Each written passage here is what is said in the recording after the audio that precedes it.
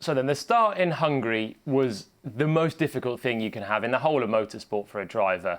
And it's the same in Formula One. Dry all weekend, then suddenly it rains. All drivers are on intermediates, apart from Antonio Giovinazzi, who's bizarrely chosen slicks and come through the pit lane. And you've just got to work out at this point, the grip level is obviously reduced, but by how much? Where on earth do you brake for the first corner when you're arriving at racing speed? The drivers have had no preparation for this. No time during the weekend has it been wet. Even on the way to the grid sometimes, you get your reconnaissance laps in the wet. But this time it was dry and it literally just started raining on the grid. So it's a real voyage into the unknown. And it's the most likely time you're going to have an accident. And it happens straight away with Bottas on the front row in the Mercedes. Let's have a look on board with him. Coming in here, and Bottas is all ready with his procedures. So we can zoom in and see the LEDs on the dash are in the right place. Valtteri's got his foot in the right position. It literally says RPM good. That means that the procedure at this point is all good for Bottas. But as he releases the clutch, he drops it too far. And that just means that there's not enough slip and all the torque goes to the rear wheels and he gets a load of wheel spin. So we pull away and he's in trouble. Verstappen goes through, and now as we come up, we can see immediately Lando Norris coming up the inside and Sergio Perez is sweeping past on the outside. And this is going to be a problem for Bottas because he's got a nice run at the moment down towards turn one, but it's about to disappear. So Norris started 6th, Perez started 4th, right behind him. They're both coming through and they've basically pincered him at this moment in time. Perez is moving over slightly from the outside, but it's more Norris from the inside cutting round to the middle of the road. And this is really tight. Look at the left rear of Norris and the front right of Bottas. And I think this just spooks Valtteri a little bit. So if we wind it back, just look at his steering wheel. It's all pointing straight, all hunky-dory. And then just as Norris comes across, there's a big sort of jiggle on the steering wheel as he's thinking he's probably going to crash here. And I think he just gets distracted in that moment. And then as Norris comes through, Bottas then goes back to the throttle. So he's blended out of the throttle here because he's thinking there's going to be a crash. He backs out of it, he gets a bit panicky, and then he goes back for the throttle. And that is his critical error because now he's back on the throttle and it's pretty much now also that Norris starts braking.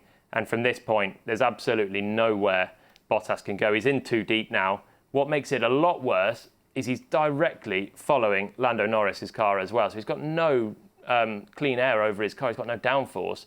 He's braked late. He's been distracted moments before, so that's why he's braked late. Then he's missing a load of downforce, and the result is a big whack into the back of the McLaren. Destroys the left front of Bottas. And then Norris into Verstappen, Bottas into Perez. Carnage at the first corner, and they're basically all out of the race, apart from somehow Max Verstappen. But we can see it more clearly from this external view as well. Bottas on the front row, on the left-hand side of the screen, and he gets a really poor start. So immediately the orange McLaren goes to the inside, Verstappen's through, and Perez is coming through as well. But this is the moment where Norris is moving like that, and Perez is just moving slightly like that. And as we play this through, Perez actually straightens up and gives Bottas space, and it's more Norris coming from the inside out that just almost causes the collision down towards turn one. Bottas backs out, gets spooked, gets distracted, and in all of this, he's okay at the moment, but he needs to be on the brakes, and instead he momentarily gets back on the throttle, more speed, and then too late on the brakes. But also, look at this, as he's coming into the corner, if we pause it there, he's on the brakes, but look at the rest of the field. All relatively well spaced out, looking for a bit of a gap. But here, Bottas is right in behind Norris, who had just passed him. He's not found any clear space. So whilst everyone else is trying to get a little bit of airflow, a bit of wriggle room as well for braking too late or too early, remember, they got no idea where they're braking here. It's predominantly guesswork, an educated guess. Bottas has gone in too deep and he's got a load of dirty air. And from here, there is no chance he's stopping that car. Even in the dry, if he's trying to brake here with the car right in front of him, he's going to hit him. But in the wet, he needed to be way more cautious as soon as Norris came through. And he can't stop the car, flies into Norris. And then they play skittles with the Red Bulls down at turn one as well. And that's Bottas out of the race. Ultimately, a pretty significant error from him. Firstly, a poor start. He shouldn't have been in that position from the front row of the grid.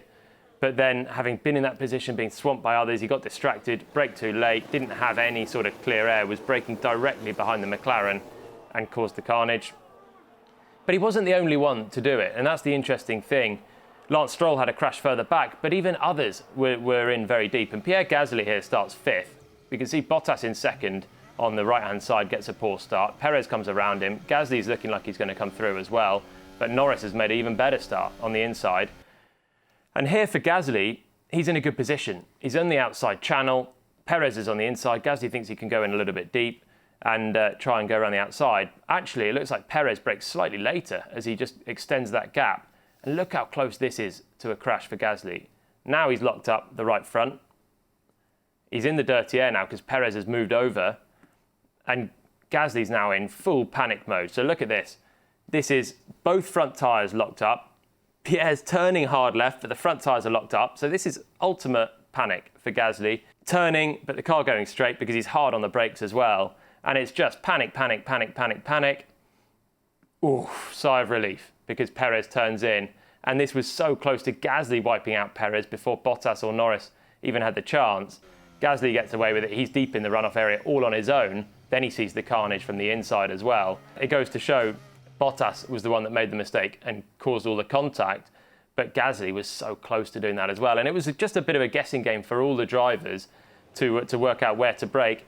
Ultimately, though, if you're on the outside, you have a little bit more leeway because you can do what Gasly did. You can go to the runoff area. There's a little bit more space. When you're on the inside and you brake late, you're going to be ramming someone at turn 1 because everyone else is coming through. Unless you're the first car, unless you're Lewis Hamilton or maybe Max Verstappen, you might have the free rein to use the runoff area. If you're anywhere further back, you're just going to be T-boning someone down at turn 1, or, as Bottas did, ram the car in front of you. So Gasly got away with it, and Bottas didn't on this occasion. And as I said, it's definitely Valtteri to blame, and he put his hands up and accepted full responsibility. So that was a look into the turn 1 mayhem, which changed the entire course of the race. But there was plenty of other drama still to come. Lewis Hamilton, from pole position, went right to the back. We'll have a look at that decision and some real winners and losers from a pretty dramatic race as well. For more insight, check it out on F1 TV.